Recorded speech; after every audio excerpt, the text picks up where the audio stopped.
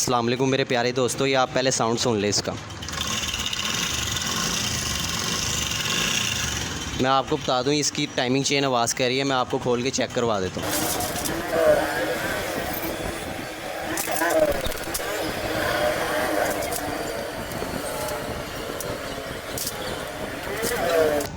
तो दोस्तों आप चेक कर सकते हैं, हमने मित्सुबिशी कंपनी की टाइमिंग चेन ली है। ये मैं आपको नई और पुरानी टाइमिंग चेन में फ़र्क दिखा देता हूँ। ये नई टाइमिंग चेन टाइट है और पुरानी टाइमिंग चेन जो है ये लूज़ है। इनमें ये फ़र्क है। अब मैं आपको फ़िट करके इसका साउंड सुनाता हूँ। टाइमिंग चेन इसमें इंस्टॉल कर ली है, ये आप इसका साउंड सुन लें। इसमें किसी किस्म की अब कोई आवाज़ नहीं, बिल्कुल स्मूथ हो गया इसका इंजन।